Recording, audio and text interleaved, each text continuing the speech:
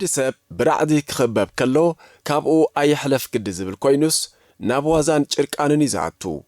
ነቲ ንኣእምርኡ ወጢሩ ዝሓዘ ጸገም ድማ የፋኹሰሉ ኣብ ሃገርና ኤርትራ እውን ዋዛታትን ጭርቃናትን ቫይረስ ኮሮና በብመዓልቱ ይጭጨሕለው እዚ ሰናይ ዜና እዩ ምኽንያቱስ እቲ ከቢድ ራዕዲ ክቕንጠጥ ከም ዝጀመረ ዘርኢ ስለ ዝኾነ ክቡራት ተኸታተልቲ ሲነማ ሰመረ እስክበሉ ገለ ካብቲ ካብ ሰብ ናብ ሰብ ዝሰናዶ ዘሎ ዋዛን ተረካብ ዝረባን እናተቐባበልና ንኣእምሮና ኣዛኒ ከነብሎ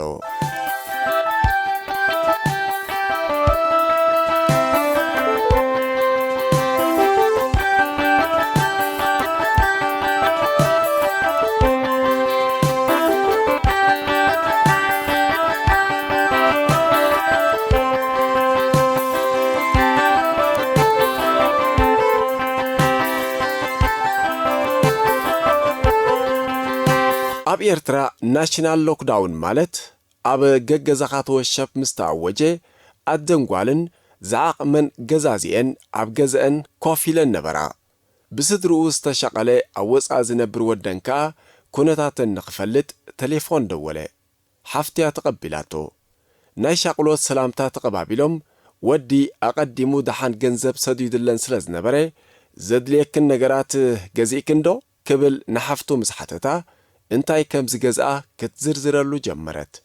2 ኩንታል ፊኖ 2 ኩንታል ጣፍ ኩንታል መቸላ 50 ኪሎ ዓደስ 50 ኪሎ ሽኮር 10 ቴኖ ኒዶ ጸባ ካርቶን ሳልሳ 20 ሊትሮ ዘይቲ ወዘተ እናበለት መኻዚኖ ሙሉእ ኣስቤዛ ጸብጺባትሉ ኣብ መወዳእታ ኸኣ ንሕና ይኣኽለና ኢና ንብል ዘይተረፈሎ ትብል እንተኾይንካ ድማ ንገረና በለቶ ናይ ሓደ መምሕዳር ከባቢ ኣስቤዛ ድያ ትጽብጽም ነይራ ወይስ ናይ ሓንቲ ስድራ ዝተሓዋወሰ ወዲ ሓደ ቀንዲ ነገር ጥራይ ተሪፍክን እምበር ካልእ ሙሉእ እዩ ዘሎ በላ እንታይ እቲ ዝተረፈ ሓድጋ ሓወይ ዋጋ ሓቲት ክንገርኒ እሞ ንሚዛን መግዝእ ዝኸውን ገንዘብ ክሰደልክን ዋ ሚዛን ዳ እንታይ ክኾነና መኻዚኖ ከፊትካ ደኣ ብዘይ ሚዛን ይስራሕ ኮይኑ ክብል ድማ ብተዘዋዋሪ መንገዲ ጎጠያ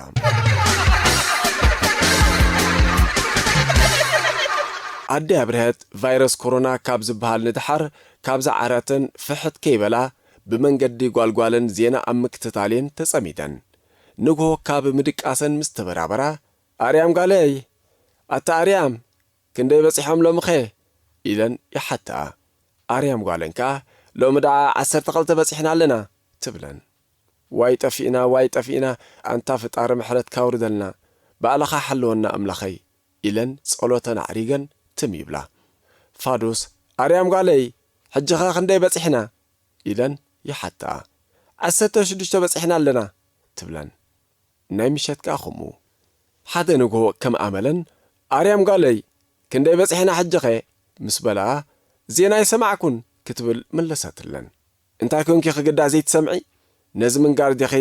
ሕንዳ ጌርክዮ 10 ግዜ ምሕታት ዘሰልከያ ጓልጓለን ኣታ ዓበያይ እንታይ ኸ ኮንኪ ብሕቶ ጠቕ ተብልኒ ካብ ዓራት ውርድልኪ ባዕልኽ ዜና ዘይትከታተሊ በለተን ቁጣዕ ኢላ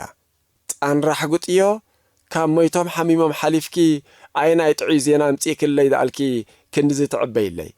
ንፋዓት ስባ ክንዚ ሓውዮም ክንዚ ጥዕዮም ዝብል ዜና እዮም ዘምፁ ወጭማት በልኣ ይበሃል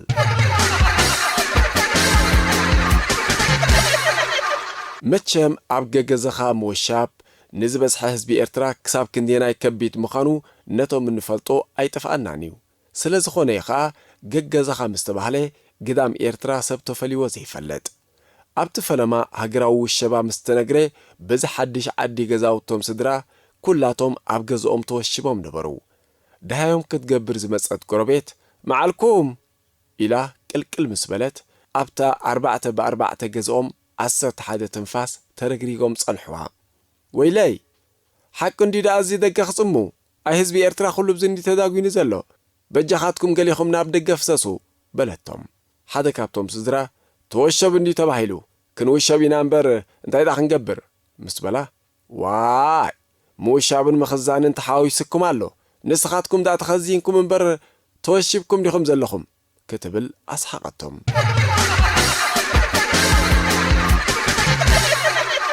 ሓንቲ ሓላፊት ናይ ሓደ ከባቢ ንህዝቢ ኣኪባ ብዛዕባ ቫይረስ ኮሮና ጎስጓስ ክትገብር ጀመረት። ኣብ መንገዲ ይኹን ኣብ ዕዳጋ ኣብ ዝኾነ ይኹን ቦታ ነፍሲ ወከፍ ሰብ ይርሓቕ። እዚ ተኸሲቱ ዘሎ ሓደገኛ ሕማም ብምርሓቕ ጥራይ ክውፃእ ዝከኣል ተዘይኮይኑ ኩላትና ተለኻኺምና ክንጠፍእ ኢና። ነዚ መምርሒ ዘየተግበረ ሰብ ተሪር መቕፃዕቲ ክወሃበዩ እናበለት ብሓውሲ ምፍርራሕ ትጉስጉስ ነበረት። ሓደ ቅጭ ዝመጾም ዝመስሉ ኣቦ ብድድ ኢሎም ኣቲ ጓለይ እንታይ ኸይ ጎቦ ትብልዮ ነዚ ዘረባ ነቲ ናይ ልቢ ገዲፍ ክሲ ናይ ስድሪ ትዛረብ ኣለኺ እዚ ኩሉ መዓት ወሪድና ዘሎ ደኣ ምስትራሓ ሓቕና እንዳኣሉ ኩላትና ኣሕዋትን ደቂ ሓንቲ ሃገርን ክንስና እቲ ሓደ እናጎስዐ ሓዊ ብጥሜት ምሳም ባሃቆ ሓደ መጽለሊ ሲኢኑ ኣብ ግዳም ተደርቢ ከሎ ካልእ ገዛ በዚሕዎ ምስ ዓፀዎ ገሊኡ ክዕምፅ ገሊኡ ከዓ ፍትሒ ሲኢኑ እዩ ምስ በለ እቲ ሓደ ንኣምላኹ ክመስግን እቲ ካልእ ፈጣሪኡ ምስ ረስዐ እንዳኣሉ መዓት ወሪድና ዘሎ። ስለዚ ዛጓለይ እቲ ምፍንታት ክትብለ ከለኺ ብልቢ ንቀራረብ ኢልካ ወስኸሉ ምርሕሓቕ ንበይኑ መዓሰ ይሕዎ ኾይኑ ክብሉ ግሩም ኣስተምህሮ ሃበዋ።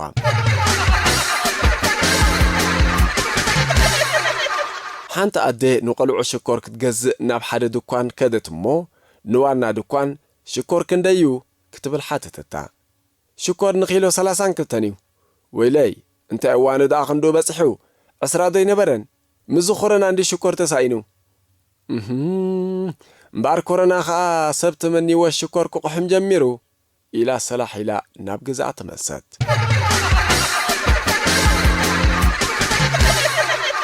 ሓደ ሰብኣዩ ኣብቲ ፈለማ ኮሮና ኣብ ኤርትራ ኣትዩ ዝተባሃለሉ ሓንቲ ኣመና እትቐርቦ ስድራ ብሓደጋ ሰብ ምስ ሞታ ነዛ ነብሱ ፈሪሑላ ናብ ቀብሪ ኣይከደን። መቸም ቀብሪ ብሓሽከት ህዝቢ ሓሊፉ። እዚ ሰብኣይ ግን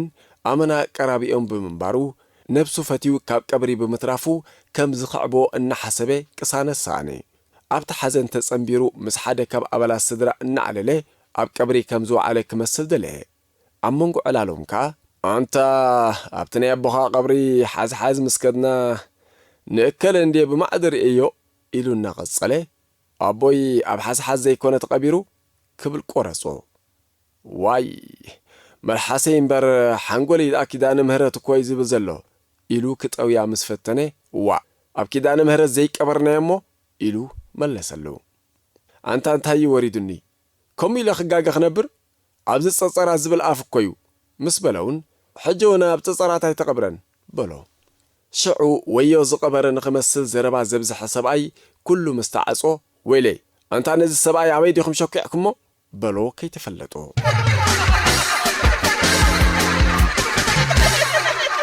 ሓደ ቆልዓ ንኣቦ እዋይ ባባ በጊዕ ገዚእካልና ዘይትፈልጥ ነስኻስ ሕጂ ኸ ናብኡ ዓመት በጊዕ ክትገዝኣልና ዲኻ? ኣይገዝእን እየ ዝወደይ። እንታይ ኮንካ ዘይትገዝኣልና? ኣብ ዕዳጋ እንተኸይደ ኮሮና ክሓምም እንዴ እንዳቢ ዓንደ ደኣ ኸመይ ገይሮም በጊዕ ገዚኦም ንሳዶም ደኣ ሕማቓት ኮይኖም ኮሮና ክሕዞም ይሕጂ እሞ ምስኦም ኬትካ ምስ ብሽግለታ ሒዝካሎም መጺካ ንጎ ሕረዳ ከዓ ምሽኢሎምኻ ክትገዝእ ከለኻ ብገንዘብ ይዝሓልፈካ እምበር ብምሕራድን ብምስካምን ኣይመሓላለፍን እዩ። እንታይ ደኣ ምሳ ምጻእካሎም ሰልቲ ሂቦምኻ ሰኣን የብለይን ምባል ካብ ሕቶ ውላዱ መውፅእ ዝሰኣነ ኣቦ ትንበላ እንታ ቆልዓ ብ10 ቅርሺ ኣይመሓላለፍን እዩ ሕጂ ኸይተሓተኒ በሎ ብቁጣኤ። ባባ ናይ መወዳእታ ጥራይ ሓንቲ ኣንታ ቆልዓ ትምንድበል ባባ በጃኻ ናይ መወዳእታ ጥራይ ከም ኣቢ ዓንደ ሃብታም ምስ ኮንካ ኸ ክትገዝኣልና ዲኻ? ኣቦ እንታይ ደኣ ኾለል ተብለና ዝወደይ በቃ ሽዑ ክገዝኣልኩም እየ በሎ ይበሃል። ክልተ ፍቑራት ኣብ ገገዝኦም ተወሽቦም እቲ ወዲ ማራ ስለ ዝናፍቓ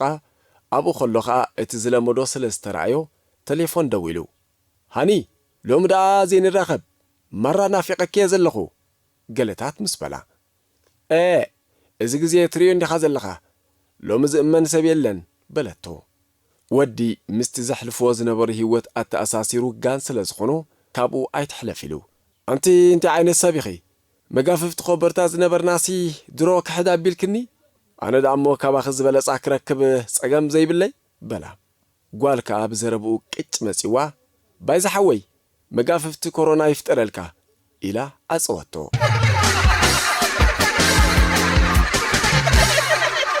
ፍትዋት ተኸታተልትና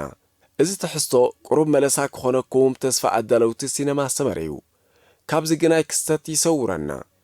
ኣብዘት ዘለናዮ ድሕነት ምሳና ይኹን ሰላም ቀነ እንክንፈትወኩም ፍተውና ማለሲ ሓይልና ንስኻትኩም ይኹም እሞ ንኽንበርትዕ ላይክ በሉና